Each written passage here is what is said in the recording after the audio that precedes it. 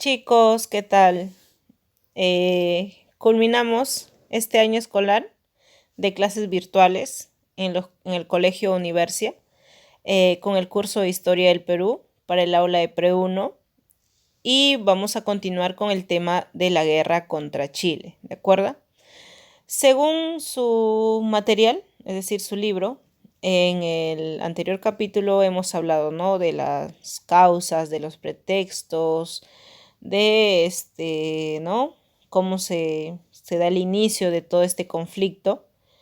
Y ahora, en el capítulo 24, les corresponde hablar sobre las campañas marítimas, ¿de acuerdo?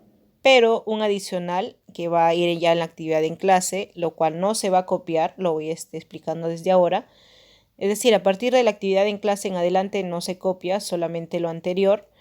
Vamos a continuar, ¿no? Un poco con las campañas terrestres también, para que ya ustedes tengan toda una idea clara de cómo ocurrió este acontecimiento, ¿de acuerdo? Entonces, de esa manera también nos despedimos de el curso de Historia del Perú, ¿no? Y si me está escuchando Zair, se despiden de la profesora buena. De la mala es con la de Historia Universal. Guerra contra Chile. Ahí tenemos primero las campañas marítimas, ahí tenemos incluso el conflicto, también conocido el combate de Iquique, ¿no? Acá tenemos la escuadra peruana y acá tenemos la escuadra chilena. Y obviamente dentro de eso también he puesto, ¿no? La batalla de Arica, donde vemos al personaje ilustre de Francisco Bolognesi. Campaña marítima. Tenemos acá las dos escuadras. Escuadras son el grupo, ¿no? De embarcaciones que va a tener ambos países. ¿Y dónde está Bolivia? Bolivia no tenía embarcaciones capacitadas o preparadas, ¿no? Entonces, por eso también que Bolivia va a apoyarse en el Perú. Pero igual, como ya hemos mencionado en el anterior capítulo, las embarcaciones peruanas eran un poco más antiguas y ya gastadas, a diferencia de Chile, que ellos habían comprado dos embarcaciones importantes, embarcaciones blindadas, y eso va a hacer la diferencia después, ¿no? Escuadra chilena, escuadra peruana, acorazados, Cochrane y Blanco Encalada, corbetas, Chacabuco y O'Higgins, buques de madera, Esmeralda, Covadonga, Magallanes y Abdao, transporte de vapor, Rimac y Mateo Cusiño, ¿no? En la escuadra peruana, fragata blindada, la Independencia, la mejor embarcación que tuvo el Perú en aquella época, el motor blindado Huáscar, ¿no? El que se encargaba de las correrías, se encargaba, ¿no? También de generar temor frente a las embarcaciones chilenas, la corbeta de madera, la Unión, los monitores Atahualpa y Manco Cápac, los transportes Chalaco, Oroya y Limeña y la cañonera Pilcomayo, ¿de acuerdo? Entonces esas son las escuadras de cada uno de estos países. E iniciamos con los combates, ¿de acuerdo? Son 3 combates y las correrías de el monitor Huáscar. El combate de Chipana y Loa, ¿no? Este combate se desarrolló el 12 de abril de 1879 frente a la punta Chipana, ubicada a orillas al norte del río Loa, ¿no? Primer combate de la guerra, bloqueando el puerto salitrero de Iquique con el enfrentamiento entre Magallanes contra Unión y Pilcomayo, ¿no? Es decir, una embarcación chilena frente a 2 embarcaciones peruanas, ¿no? Entonces ahí estamos viendo el conflicto, ¿de acuerdo? El conflicto. ¿Y cuál va a ser el logro? Va a ser el logro para los chilenos, ¿no? Luego, combate de Iquique. Se desarrolló el 21 de mayo de 1879, donde se enfrentaron los buques Esmeralda y Covadonga de Chile contra Huáscar e Independencia. Y luego dentro de estas embarcaciones va a haber un conflicto aparte, ¿no? Por ejemplo, la Covadonga huyó al sur siendo perseguida por la Independencia, ¿no? Covadonga e Independencia tienen su conflicto aparte y Huáscar con la Esmeralda tienen su conflicto aparte, ¿no? Entonces la Covadonga, tras ser perseguida por la Independencia, va a huir hacia el sur, ¿no? Mientras tanto, la Esmeralda inició el combate contra el Huáscar. ¿Y quiénes eran los almirantes de cada una de estas embarcaciones? Los ya conocidos Miguel Grau del Huáscar y Arturo Prat de Chile, ¿no? Y bueno, de la Esmeralda, siendo este último que logró hundirla con 3 espolonazos. Es decir, al final el Huáscar logra hundir a la Esmeralda, ¿de acuerdo? Ahí tenemos la imagen de cómo logra hundir a la Esmeralda. Y bueno, también vamos a ver que se da el fallecimiento de su almirante Arturo Prat. ¿Y qué ocurre, no? Ahí sale, ¿no?, el término de caballero de los mares de Miguel Grau. ¿Y por qué? Porque Miguel Grau va a recoger el cuerpo sin vida de Arturo Prat y luego se lo va a regresar a su esposa en Chile, ¿de acuerdo? Y además, viendo, ¿no?, cómo se estaban hundiendo los marinos chilenos, y Miguel Grau realiza un acto, ¿no?, acto noble, va a rescatar a estos marinos chilenos también, ¿de acuerdo? ¿Y qué ocurría con la Independencia y la Covadonga? La Covadonga termina hundiendo a la Independencia. La mejor embarcación peruana la hunde la Covadonga, ¿no? Es decir, una pérdida para cada país, ¿no? El Perú pierde a la Independencia y Chile pierde a la Esmeralda y a su almirante Arturo Prat, ¿de acuerdo? Luego están las correrías del Huáscar. Fueron las acciones bélicas del monitor blindado peruano al mando de Miguel Grau. Estas acciones mantuvieron en jaque al gobierno chileno durante 5 meses, finalizando el 8 de octubre de 1879 con la captura del Huáscar y el asesinato, bueno, ¿no?, y el fallecimiento de su almirante, Miguel Grau. ¿Cuáles fueron las acciones de estas correrías? Bombardear Antofagasta, captura de naves mercantes, se cortan comunicaciones cablegráficas. Es decir que el Huáscar se encargaba, ¿no?, de estar fiscalizando la zona, ¿no?, o de protegiendo la zona que era de dominio peruano ya, ¿no? Porque obviamente en ese aspecto Chile tenía embarcaciones y todo, pero al final los que realmente estaban más preparados eran los peruanos, ¿de acuerdo? Entonces, porque ya tenían un cierto dominio, ¿no?, de marítimo, entonces el Huáscar se encargaba, ¿no?, de estar vigilando todo este sector, ¿de acuerdo? Y obviamente, ¿no?, va a cuidar durante 5 meses, ¿de acuerdo? Y va a hacer bombardeos incluso a Antofagasta, va a capturar naves mercantes, entre otras cosas. Y luego está el combate de Angamos, ¿no?, que realmente fue como un corralito, si lo hablamos de esa manera, porque es el último enfrentamiento marítimo entre las escuadras chilenas y peruanas. El combate de Angamos es el último enfrentamiento marítimo entre las escuadras chilenas y peruanas, ocurrido el 8 de octubre de 1879. El Huáscar y la Unión son ubicados por 4 embarcaciones chilenas. Una de ellas es la Covadonga, para luego reforzarse con el Cochrane, O'Higgins y Loa, ¿no?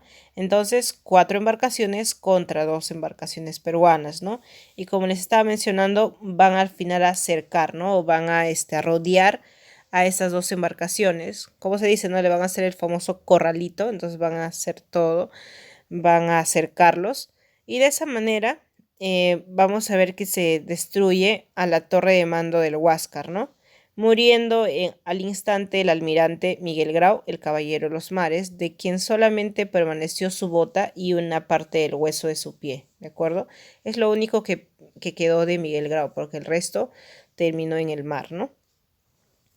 Los sucesores para tener el dominio del Huáscar fueron Elías Aguirre, Melitón Rodríguez, entre otros, pero como no pudieron escapar, los buques chilenos rodearon y capturaron al Huáscar, siendo hasta ahora su más grande botín de guerra, ¿no?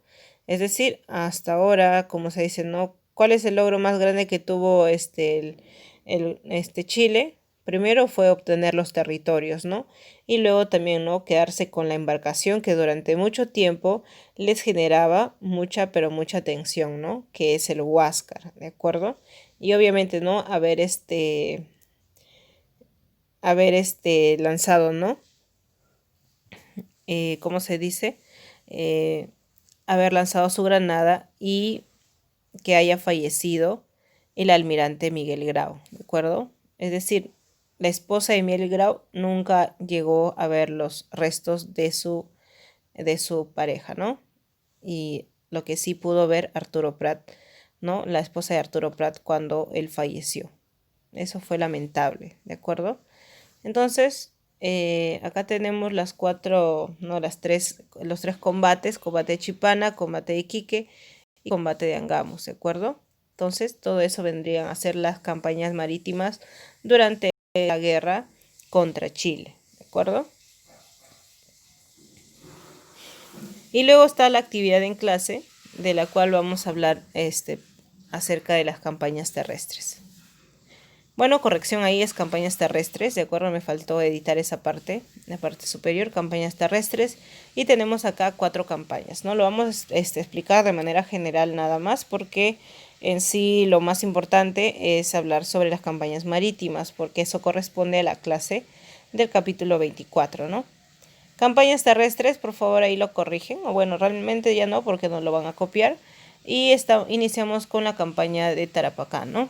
Primero está la toma de Pisagua, donde el ejército chileno, luego de tener ya ahora el dominio marítimo, lo que va a hacer ya es ingresar a tierra, ¿no? Entonces, el ejército chileno, que tiene aproximadamente 10.000 soldados, va a encontrar la resistencia de 1.800 hombres, ¿no? De soldados del ejército aliado, ¿no? Es decir, de Perú y Bolivia.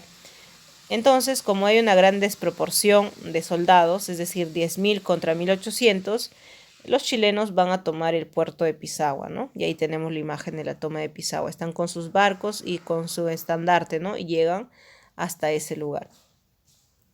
Luego está la batalla de San Francisco, donde el ejército peruano, que tiene 4.000, y el ejército boliviano, que tiene 3.500, que son 7.500, van a intentar escalar el cerro y acercarse a los cañones chilenos, donde destaca el coronel Ladislao Espinar, quien muere por la artillería del mayor Juan de la Cruz, salvo, ¿no? Y bueno, vemos aquí que obviamente, luego también de que hay una desproporción en la cantidad de soldados, nuevamente el ejército chileno logra vencer a los peruanos y bolivianos, ¿de acuerdo? Y luego está la batalla de Tarapacá. Si bien según la historia tradicional se le reconoce como la gran victoria peruana, realmente no fue victoria del todo, ¿no? Sí lograron vencer a los chilenos y todo, pudieron, ¿no?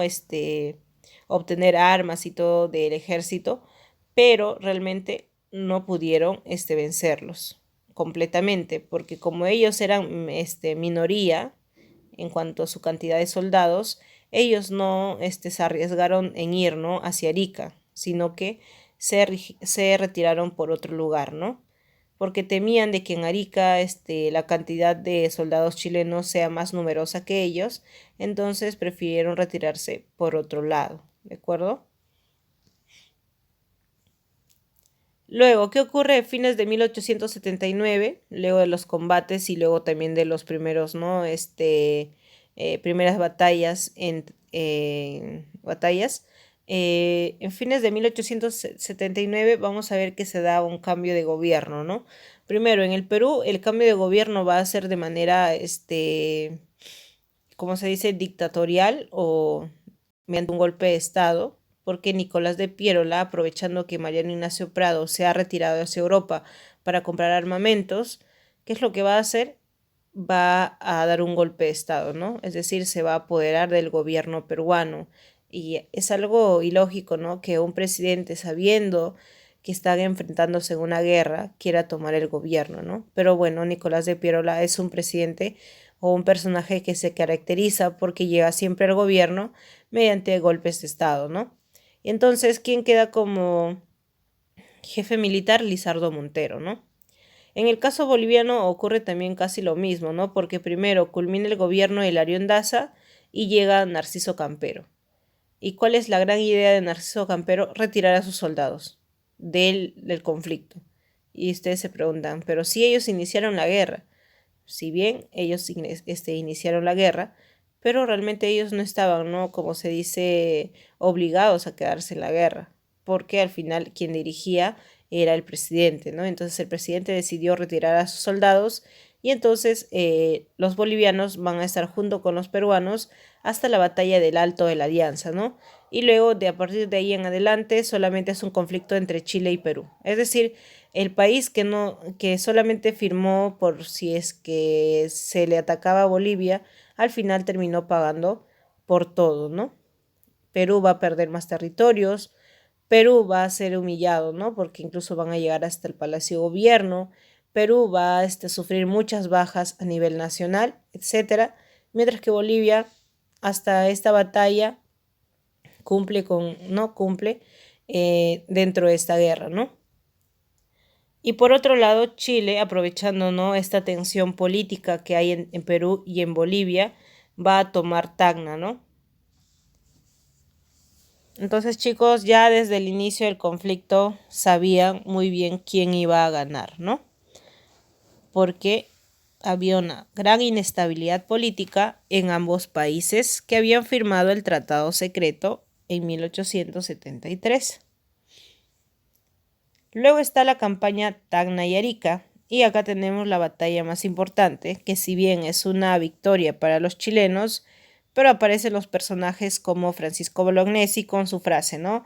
Tengo deberes sagrados que cumplir y los cumpliré hasta quemar el último cartucho. ¿Y por qué dijo eso? Porque va a llegar un va a llegar ¿cómo se dice, no? Un mensajero por parte de los chilenos y les va a decir, tienen que rendirse, ¿no? ¿Y qué es lo que dice Bolognesi? Dice, no, nos vamos a continuar hasta el final, ¿no? Hasta quemar el último cartucho. Entonces ahí se refleja su gran patriotismo, ¿no? Y luego también, vemos que aparece otro personaje que es Alfonso Ugarte, quien no va a permitir que ofendan al estandarte peruano, es decir, a la bandera peruana, y se lanza del Morro de Arica, ¿no? Y bueno, también ahí vamos a ver la participación de las montoneras, que son pobladores que no tienen capacitación militar, pero sí tienen toda la intención, ¿no?, de ayudar a estos generales. Y además de eso, vamos a ver también cómo participan las rabonas, ¿no? ¿Qué son las rabonas? Son mujeres que van a encargarse de la alimentación, de curar a algunos enfermos, etcétera, dentro de este conflicto. Pero también cabe mencionar de que una de las desventajas entre el ejército peruano y el ejército chileno era cuando se les preguntaba, ¿no? ¿Tú por quién estás luchando? Los chilenos decían, por Chile. Y si a los peruanos se les preguntaba por quién estabas luchando, los peruanos te iban a decir, por mi general Bolognesi, por Alfonso Ugarte, por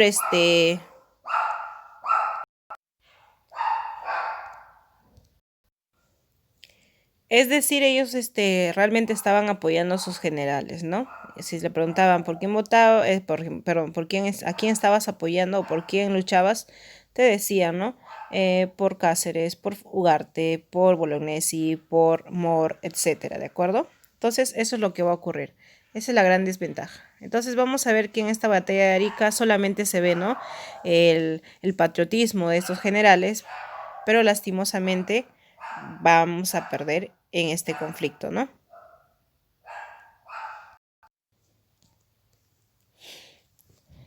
Luego está la campaña de Tacna y Arica, ¿de acuerdo? Bueno, continuamos con esta campaña: bloqueo del Callao, expedición de Lynch, negociaciones en el Lacahuana, ¿de acuerdo? ¿Qué ocurre? Primero se da el bloqueo del Callao, obviamente porque anteriormente el ejército peruano tenía, ¿no?, todo el dominio marítimo, pero cuando ya se perdió el Huáscar, ¿qué va a ocurrir? Ya va a tener el dominio el ejército chileno, ¿de acuerdo? La marina chilena. Desarrollado de abril a septiembre de 1880 con la finalidad de impedir el acarreo de armas y la movilización de tropas peruanas. De esta manera se inició el hostigamiento naval en las costas peruanas. Logramos hundir el crucero Loa con una bomba de dinamita y a la goleta Covadonga frente a Chancay con un torpedo, ¿sí? Luego está la expedición Lynch, al norte del país. En septiembre de 1880, una fuerza expedicionaria chilena comandada por el general Patricio Lynch desembarcó en la costa norte para saquear las ricas plantaciones azucareras. Su objetivo era conseguir fondos, es decir, riquezas, privar al Perú de divisas extranjeras y obligarle a pedir la paz, ¿no? Es decir, en pocas palabras, nos estaban presionando tanto, buscando nuestra rendición, algo que no ocurría, ¿no? Por eso este conflicto va a continuar hasta 1884. Negociaciones en el Lacahuana. En octubre de 1880 se reunieron delegados del Perú, Chile y Bolivia en presencia de los diplomáticos norteamericanos en la corbeta Lacahuana, anclada en Arica, ¿no? Esto es una embarcación neutra, ¿no? Ni de Chile, ni de Bolivia, ni de Perú. Chile exigía cesiones territoriales a cambio de firmar la paz, ¿no? Algo que va a obtener recién para 1884, mientras que Perú y Bolivia no aceptaban esas peticiones, ¿no? Entonces, al final, ¿no? ¿Cómo se dice, no? Esta reunión de delegados no llega a ningún acuerdo, ¿de acuerdo? Entonces, eso vendría a ser respecto a la campaña de Tacna y Arica. Es decir, que los chilenos tampoco querían seguir arriesgando a su población, ¿no? A sus soldados. Entonces buscaban negociar con Perú principalmente para que ellos se rindan, ¿no? Pero obviamente también tenían sus intereses, ¿no? Nosotros te vamos a firmar la paz, pero si es que tú no cedes tus territorios, ¿no? Y obviamente el Perú no quería. Y con Bolivia menos, ¿no? Porque Bolivia apenas tenía su única salida al mar, que es Antofagasta, y si perdía ese territorio, perdía también todas esas riquezas marítimas, ¿no? Entonces, por esos motivos, vamos a ver nosotros ahora que no se llega a un acuerdo en estas negociaciones, ¿no? Luego está la campaña de Lima. Es decir, que tanto va a ser la presión de los chilenos para exigir la rendición de los peruanos y también obtener sus territorios, que Chile va a llegar incluso hasta Lima, ¿no? Hasta la capital peruana. Y se van a formar dos líneas de defensa que realmente van a ser, ¿cómo se dice? Improvisadas, ¿no? Se formaron con el fin de impedir el ingreso del ejército chileno a la capital peruana y así evitar una masacre, algo que sí ocurrió. Sin embargo, estas líneas de defensa fueron realizadas de manera improvisada, con poco resguardo militar y gran mayoría de civiles. Los hechos ocurrieron entre el 13 al 15 de enero en 1881, ¿de acuerdo? Entonces, ¿qué ocurre aquí? Que la gran mayoría de los soldados estaban luchando en el sur, ¿no? Entonces, la capital limeña había quedado desprotegida. ¿Y quiénes iban a formar parte de estas dos líneas de defensa? La población civil, ¿no? Y tenemos acá las dos líneas de defensa. Primero, el 13 de enero de 1881, la batalla de San Juan. El enfrentamiento salió victoriosa la escuadra chilena, quienes avanzaron hacia Chorrillos y Barranco y quemaron haciendas, saquearon, violaron y asesinaron a sus habitantes, ¿no? Que la gran mayoría va a ser gente inocente, ¿de acuerdo? Luego, en Miraflores, el general Baquedano derrotó a las tropas peruanas al mando de Cáceres, ¿no? Y el 17 de enero de 1881, las fuerzas chilenas ocuparon Lima, ¿no? Y lamentablemente nos estamos dando cuenta nosotros que en vano fueron estas dos líneas de defensa y se sacrificaron muchas personas, ¿no? Luego está el gobierno de la Magdalena. Una junta de notables elige como nuevo presidente de la República a Francisco García Calderón, ¿no?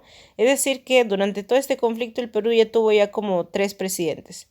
Francisco García Calderón, quien mantuvo una firme defensa para un tratado de paz, pero sin cesión territorial. Es decir, cuando se elige a este personaje, Chile pensaba, ¿no?, que podía manipular a su antojo a Francisco García Calderón y buscar, ¿no?, ese anhelo de obtener los territorios.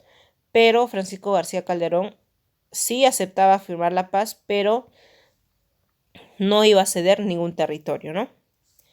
Por esto, porque realmente los intereses de los chilenos no iban a ser aceptados por García Calderón, es que va a ser apresado y luego va a ser conducido al Callao y embarcado hacia Valparaíso.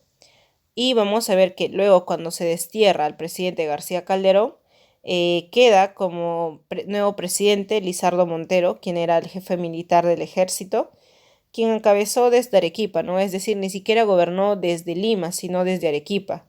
Mientras que desde Tarma renunció a su cargo El 28 de noviembre de 1881, Nicolás de Piero, ¿no? Tanta cosa para nada. Es decir, hizo todo su escándalo, dio su golpe de estado, etcétera. Y como no pudo manejar la situación de la guerra, se retira hacia la Sierra Central y desde ahí renuncia, ¿no? Entonces nos quedamos con Lizardo Montero, quien es nuestro presidente durante todo ya hasta que casi culminando el conflicto, ¿no? Luego está la campaña de la Breña, y acá tenemos a dos personajes que también son muy opuestos, ¿no? Tenemos a Andrés Avelino Cáceres, quien va a lograr vencer al ejército chileno en las batallas de Sangrar, en Chosica, en Pucará, Marcabay y Concepción, obligando al ejército chileno a desocupar la región Junín, ¿no? Es decir, que mejor funcionaban las tácticas militares en territorios de la sierra que obviamente, ¿no? En la costa como en Arica, Tarapacá, Tacna, ¿de acuerdo? Entonces, como Andrés Avelino Cáceres había logrado bastantes victorias y había presionado bastante al ejército chileno, eh, buscaba, ¿no? Seguir realizando esto hasta que los chilenos sean más bien los que se rindan, ¿no? Es decir, sí anhelaba de que el Perú pudiera ganar en este conflicto. Pero aparece Miguel Iglesias y lo malogra todo, ¿no? Porque Miguel Iglesias, para que ya culmine todo este conflicto, acepta los términos de Chile, ¿no? Miguel Iglesias, quien defendía el norte del país, para ser más exactos, Cajamarca, llegó a un acuerdo con el ejército chileno para culminar con la guerra, proclamándole a este como presidente, ¿no? Entonces, como llega a un acuerdo con el ejército chileno, eh, oficializan, ¿no? A Miguel Iglesias como presidente de la República, acto que no fue aprobado por García Calderón, Montero ni Cáceres, ¿no? Es decir, estos tres personajes que están, ¿no? dentro de este conflicto no van a aceptar, ¿no? lo que hizo Miguel Iglesias, ¿de acuerdo? Entonces luego se da la batalla de Huamachuco porque Cáceres, molesto por la situación porque había obtenido victorias, ¿no? en la Breña, ¿qué es lo que hace? Cáceres se dirige hacia el norte, ¿no? Con el fin de, ¿no? de hacer como una guerra civil contra Miguel Iglesias o exigirle por qué ha aceptado, ¿no? los términos de Chile, etcétera, pero va a ser atacado por las tropas chilenas, ¿no? Para luego descender al llano, logrando hacer retroceder al ejército chileno, el cual, observando la carencia de pertrechos y bayonetas en los peruanos, obviamente los peruanos carecían de armamentos, va a emprender un contraataque, ¿no? Determinándose el triunfo chileno. Entre la pérdida de cuantiosos jefes, oficiales y soldados, destaca la muerte de Leoncio Prado, ¿no? Entonces, el primer grito de rendición es el famoso grito de Montán, ¿no? Liderado por Miguel Iglesias, con quien inicia la reconstrucción nacional. Y finalizamos con el Tratado de Ancón, ¿no? El 20 de octubre de 1883. Y ahora ustedes preguntan, ¿por qué dice que culminó la guerra en 1884 cuando ya Tarapacá acepta que es parte del territorio chileno? Firmado en el balneario de Ancón entre Jovino Novoa y José Antonio de la Valle y Marino, el 20 de octubre de 1883. ¿Qué estipula este tratado? La cesión a perpetuidad, es decir, cesión para siempre, del territorio de Tarapacá, además de la cesión solamente por 10 años, es decir, cesión temporal, de los territorios de Tacna y Arica, para luego, cuando pasaran estos 10 años, se realice un plebiscito donde se decida si estos dos territorios iban a retornar al Perú o si uno de ellos o si no los dos permanecerían en Chile, ¿no? Luego de los cuales se celebraría un plebiscito para decidir si retornan o no al Perú. El país ganador debía pagar 10 millones de soles a su equivalente en pesos chilenos al otro. Es decir, en pocas palabras, el Perú le va a otorgar estos territorios a cambio de un pago, ¿no? Las tropas chilenas iniciaron la desocupación de Lima hasta la convocatoria de una asamblea constituyente que ratificó el tratado y nombró presidente provisorio a Miguel Iglesias el 1 de marzo de 1884, ¿de acuerdo? Y además, ¿por qué yo mencionaba que se culmina el conflicto de 1884? Porque el territorio de Tarapacá se enteró, ¿no? Dijeron, desde este momento ahora eres o perteneces a Chile, ¿no? Y obviamente la población estaba en desconcierto, ¿no? ¿Por qué nosotros vamos a tener que, ¿no? A, a pagar, ¿no? Por culpa de lo que hizo el gobierno peruano. Entonces, van a llevar a cabo un levantamiento, incluso, ¿no? Estaban descontentos con esa decisión, ¿no? Decían, no, nosotros no aceptamos eso y todo, pero al final, como se firmó un tratado, tenían que adecuarse a su nueva realidad, ¿no? Y poco a poco se han ido asimilando y en la actualidad es un territorio chileno, ¿de acuerdo? Y acá dice, historia de limitación Chile-Perú, anterior a la guerra, miren. Así era la división territorial. Acá estaba Perú, acá estaba Bolivia, con su salida al mar, y luego estaba Chile. Pero ya culminado este conflicto, Perú, Bolivia y todo esto vendría a ser Chile, ¿no? Es decir, que Chile logró más territorios, ¿no? Antofagasta, Tarapacá y Arica. Y solamente retorna a Tacna en 1929, ¿de acuerdo? Y bien chicos, de esa manera culminamos con el año escolar. Espero que hayan entendido la clase del día de hoy. No olvidarse realizar su organizador visual y por favor todos estén al día para la revisión de cuadernos, ¿de acuerdo? Y bueno, para despedirme también de ustedes, ahí tenemos un breve mensaje de parte de su Miss de Historia, donde les menciona, ¿no? De que una de las cosas que más he aprendido en este año 2020, o bueno, ¿no? Lo que he entendido es que tenemos el aprendizaje, ¿no? El aprendizaje constante, mencionamos, ¿no? De que a pesar de ser un reto difícil para nosotros adecuarnos a una educación a distancia, hemos podido lograrlo con el trabajo en conjunto, ¿no? Tanto de alumnos, padres y docentes.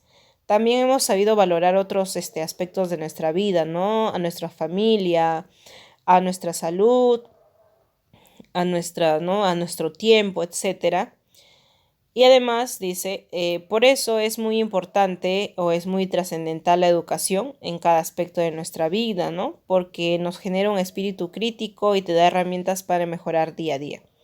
Desde mi curso, que es historia, me propuse generar todo lo anterior y creo haberlo logrado.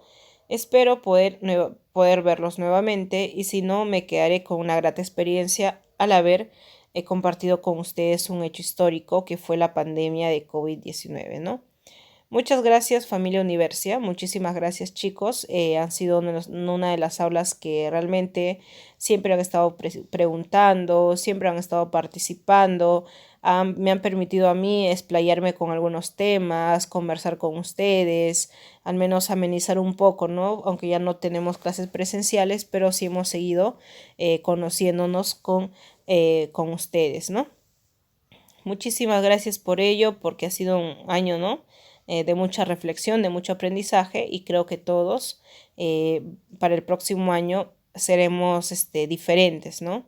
Muy diferentes, porque sé también y con mucha fe que vamos a poder superar esta pandemia, ¿de acuerdo? Y así que chicos, muchísimas gracias por todo. Y bueno, ya para despedirme también, ¿no? Mucha paz, mucho amor y mucha felicidad para ustedes. Feliz Navidad y próspero año nuevo. Y por favor, continúen, ¿no? Siendo buenos alumnos, siendo buenas personas y siendo felices en las cosas que ustedes realicen, ¿no? Así que chicos, me despido de ustedes. Cuídense y ya nos estaremos viendo en otra oportunidad. Cuídense, hasta luego.